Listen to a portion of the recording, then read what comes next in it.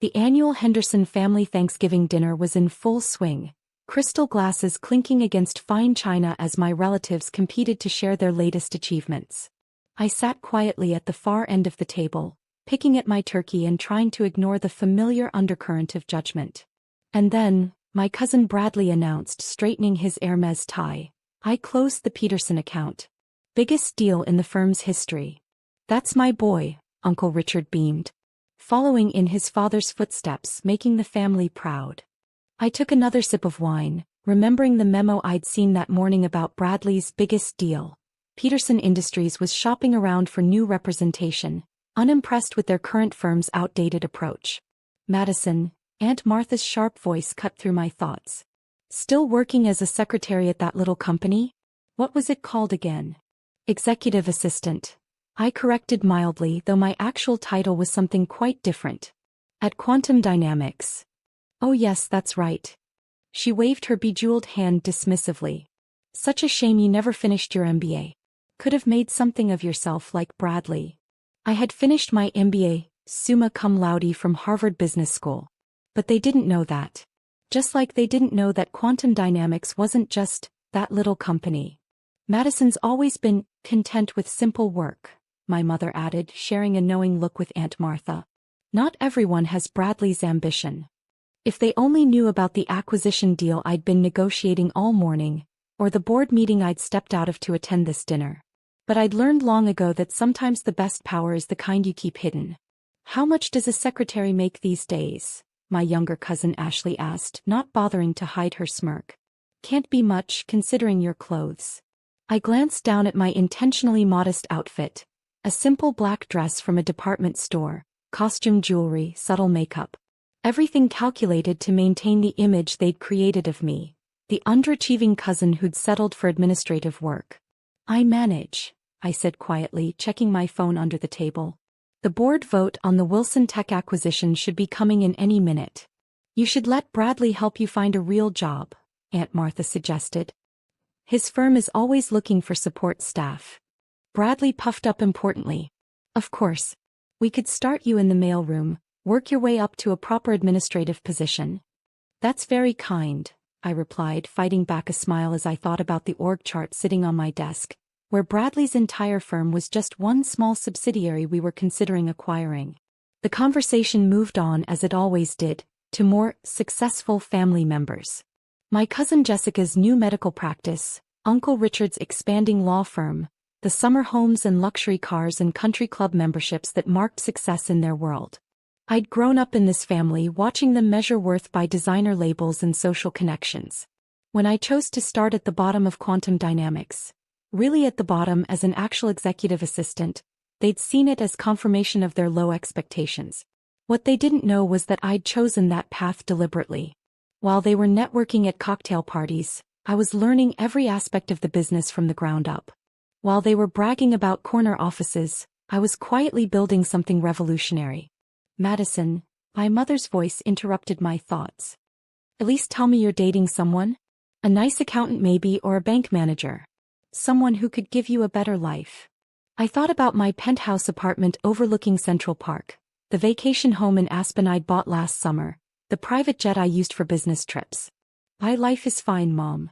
"Fine isn't good enough," she sighed. "Look at Bradley, engaged to a senior partner's daughter. That's the kind of connection that matters." Bradley's fiancée was currently running her trust fund into the ground with a failing boutique fitness studio. I knew because her loan application had crossed my desk last week. Speaking of connections, Uncle Richard boomed from the head of the table, "I just joined the board of First National Bank. Real power move, if you know what I mean." I did know what he meant. First National was struggling, desperate for capital injection. Another potential acquisition target my team was evaluating. "Real business," Aunt Martha declared, "happens in boardrooms, not behind secretaries' desks." "No offense, Madison." "None taken," I murmured, feeling my phone vibrate. "The board vote must be in." "I mean, really," Ashley continued, warming to the topic, "what do you even do all day? Get coffee? Answer phones?" I thought about the morning's executive meeting, where I'd outlined our 5-year expansion strategy. About the international merger I'd orchestrated last quarter. About the technology patents that had revolutionized our industry. Something like that, I said. You know, Bradley leaned forward, his voice dripping with condescension. My firm handles some pretty important clients. Real movers and shakers. Not like your little tech company. I raised an eyebrow. Oh, like Peterson Industries. He blinked, thrown off rhythm. How did you know about that? Just a guess, I smiled.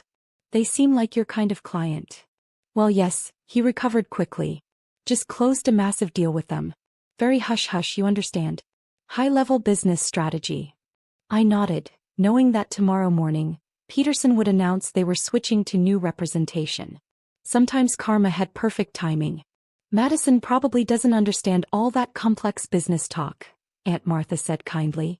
Better to stick to topics she can follow. My phone buzzed again, this time with more urgency. I should really check it, but part of me wanted to let this scene play out a bit longer. Do you even have a retirement plan? My mother worried. Health insurance? What about your future? I thought about my stock options worth more than this entire family's combined net worth. About the corporate empire I'd built while they were busy underestimating me. I'm working on it, I said. Working on it? Aunt Martha scoffed. At your age you should be established. Like Bradley. Bradley raised his wine glass in a mock toast. Don't worry, cuz. Not everyone can be a business success. Someone has to answer the phones, right? My phone buzzed a third time. Now I really needed to check it. Excuse me, I said, standing up. I should take this. Work calls, you know. On Thanksgiving? My mother frowned. Surely they can manage without their secretary for one day. I stepped into the hallway, pulling out my phone. 3 urgent messages from my CFO about the Wilson Tech acquisition. $50 million hung in the balance. Behind me, I could hear Bradley holding court about his latest business triumph. My family hanging on every word. None of them noticed me scrolling through confidential documents worth billions, orchestrating moves that would reshape entire industries. Just as I was about to call my CFO back, Aunt Martha's voice carried clearly from the dining room. I just don't understand why Madison won't accept her limitations. Not everyone is meant for success. I smiled, walking back toward the dining room. Maybe it was time for them to understand exactly what success looked like. My phone rang just as I reached my seat. Perfect timing.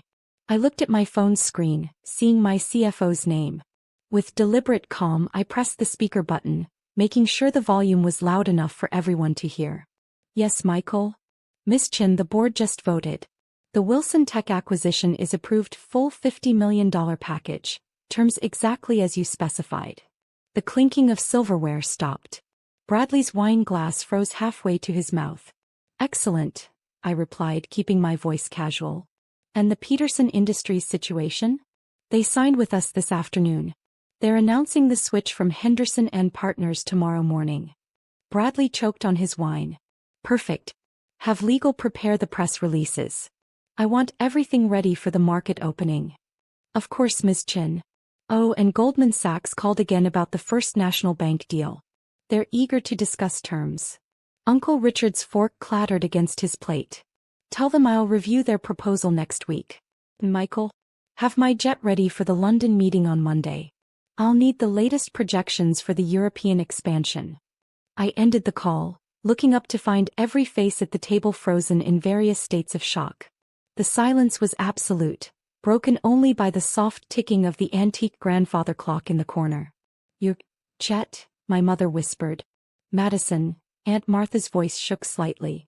What exactly is your position at Quantum Dynamics? I smiled, reaching into my simple handbag and pulling out a copy of last month's Forbes magazine. My photo was on the cover with the headline, The Silent Revolution, How Madison Chin Built a $4 billion Tech Empire in Secret. I'm the founder and CEO, I said, placing the magazine on the table. Have been since I started the company 8 years ago. Bradley grabbed the magazine, his face growing paler as he read. This is impossible. You're a secretary. No, I corrected him. I started as an executive assistant because I wanted to learn the business from the ground up. Every level, every detail, every aspect of how things really work.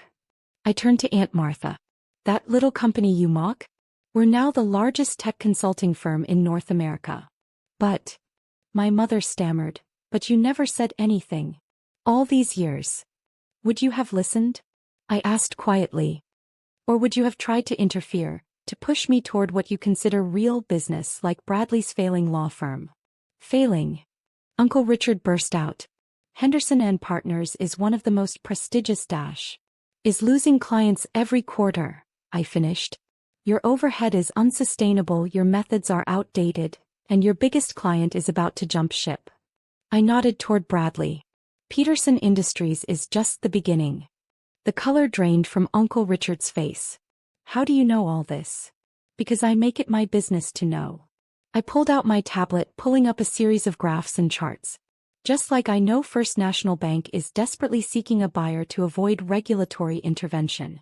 Just like I know Bradley's fiancée's boutique fitness studio is 3 months from bankruptcy.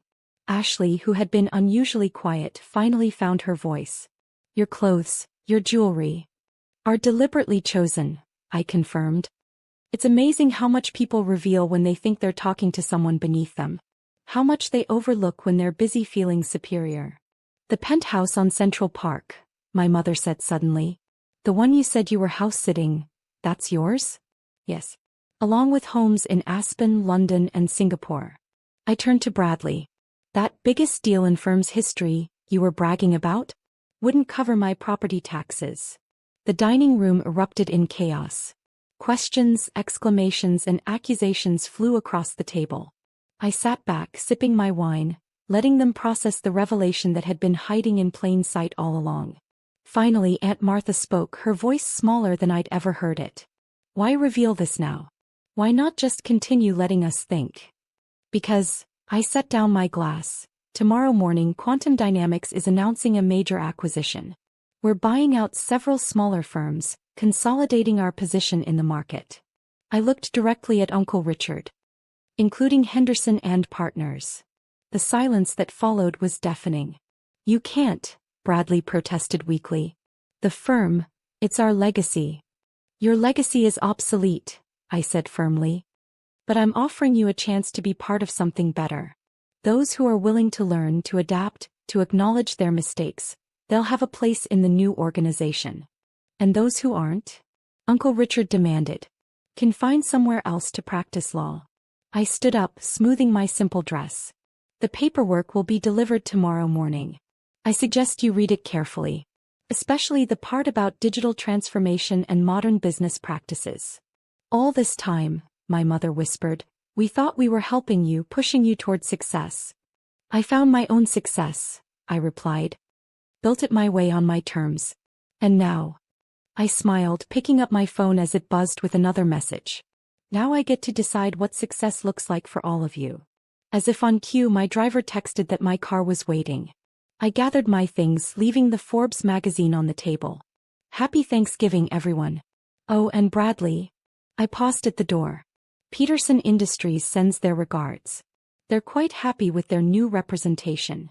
The next morning, as headlines announced Quantum Dynamics' latest acquisitions, I sat in my penthouse office, watching the sun rise over Central Park. My phone was flooded with messages from family members, apologies, congratulations, desperate attempts to explain their past behavior. I let them wait. On my desk, a new frame held a photo from last night's dinner, the moment just after my phone call, when their carefully constructed illusions shattered. I kept it as a reminder that true success isn't about corner offices or country club memberships. It's about building something real, something meaningful, even when no one believes in you. Especially when no one believes in you. My assistant buzzed in. Miss Chin, your mother is in the lobby. She's asking to see you. I looked at the photo again, at all their shocked faces, and smiled. Send her up. It's time she saw what her simple daughter really does all day. Sometimes the best revenge isn't proving people wrong. It's proving yourself so completely right that they have no choice but to acknowledge it. And I had done exactly that.